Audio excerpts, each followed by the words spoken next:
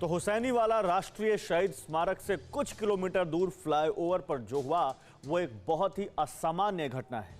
इसे प्रधानमंत्री नरेंद्र मोदी की सुरक्षा में चूक ही माना जाएगा।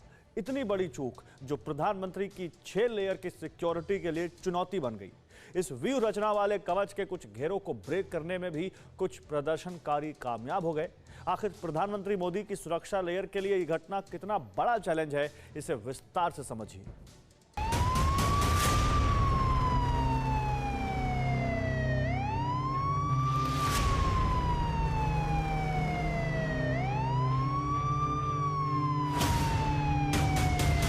क्या पीएम के खिलाफ साजिश रची गई थी?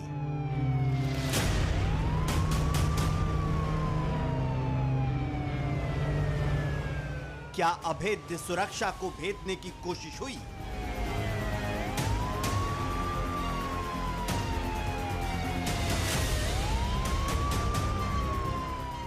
कोई 6 लेयर तोड़कर काफिले में घुस जाता तो?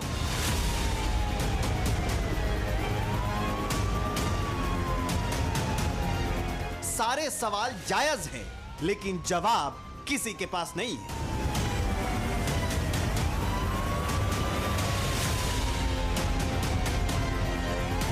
भारत के इतिहास में देश के प्रधानमंत्री की सुरक्षा में लापरवाही का यह पहला ऐसा मामला है जिस पर सवाल ही किए जा सकते हैं, क्योंकि देश की लोकतांत्रिक व्यवस्था में सबसे ऊंचे पद पर आसीन देश के प्रधानमंत्री नरेंद्र मोदी पंजाब में ऐसी जगह सुरक्षा में लापरवाही का शिकार हुए हैं जो आत्मघाती हमलावरों को पालने वाले पड़ोसी देश पाकिस्तान से बेहद करीब है। हालांकि गनीमत रही कि वाकया घटा, लेकिन संकट भी टल गया।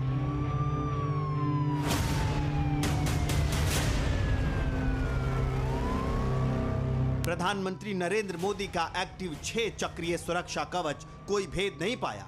फिर भी जो हुआ वो देश की गरिमा को ठेस पहुंचाने वाला था, और अगर साजिश थी तो प्रधानमंत्री मोदी के सुरक्षा कवच के रूप में तैनात जवानों के लिए सबसे बड़ा चैलेंज था।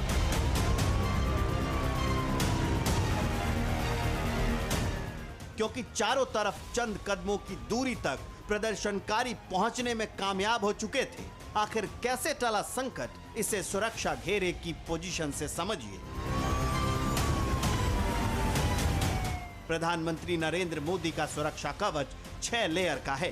पहले लेयर में एसपीजी के कमांडो होते हैं जो प्रधानमंत्री मोदी के साथ 24 घंटे होते हैं। एसपीजी के जवान अमेरिका की सीक्रेट सर्विसेज की तर्ज पर ट्रेनिंग लेते हैं।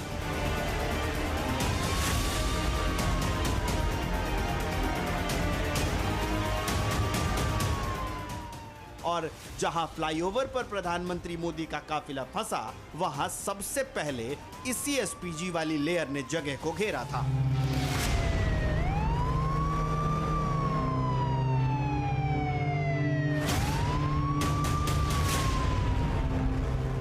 ठीक इसके बाद दूसरी लेयर में प्रधानमंत्री की निजी सुरक्षा होती है।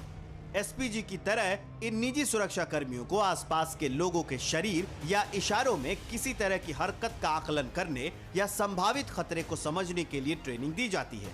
प्रधानमंत्री की सुरक्षा की तीसरी लेयर में राष्ट्रीय सुरक्षा गार्ड यानी एनएसजी के कमांडो तैनात होते हैं। ये कमांडोज प्रधानमंत्री को कवर करने के लिए तैनात किए जाते हैं। प्रधानमंत्री की सुरक्षा का चौथा चक्र अर्धसैनिक बलों और स्थानीय पुलिस का होता है। वहीं पूर्व नियोजित कार्यक्रम के तहत प्रधानमंत्री जहां जाने वाले हैं, उस इलाके की छानबीन दिल्ली पुलिस की सिक्योरिटी ब्रांच एक दिन पहले करती है। 5वीं लेयर में प्रधानमंत्री की बुलेट प्रूफ कार के साथ 2 डमी कार होती है। इन डमी कारों को भ्रमित करने के लिए काफिले में रखा जाता है। सुरक्षा की 6ठी लेयर जैमर और बम डिफ्यूजर की होती है, जो एक ताकतवर एंटीना वाली गाड़ी में होती है।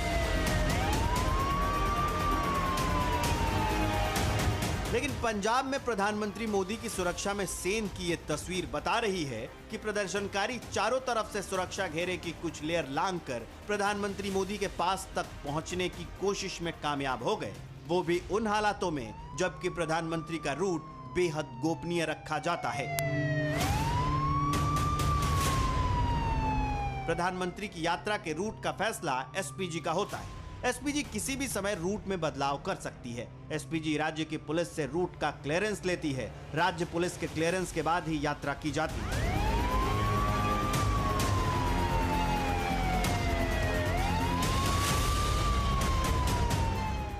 इस गोपनीय फैसले की जानकारी सिर्फ एसपीजी, इंटेलिजेंस और राज्य की पुलिस के पास होती है। और जब प्रधानमंत्री मोदी का रूट आखिरी समय में बदला गया तो फिर फ्लाईओवर पर प्रदर्शनकारी कैसे पहुंचे?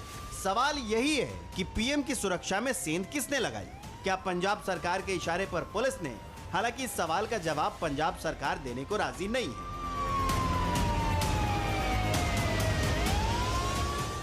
इसमें किसी भी तरह का कोई खतरे वाली बात नहीं थी, ना ही हुई है।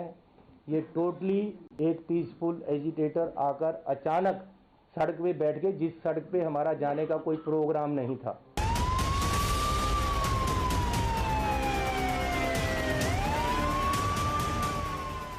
प्रधानमंत्री मोदी के कवच को ब्रेक करना बहुत बड़ा चैलेंज है, लेकिन पंजाब में यह आसान हो गया। तो क्या पंजाब सरकार इतनी बड़ी चूक के बावजूद जवाबदेही से भाग रही है?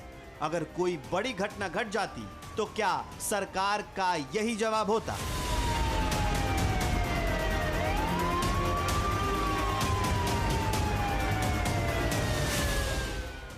अड़ी सोमवार से शुक्रवार शाम 6 बजे सिर्फ TV9 भारतवर्ष पर।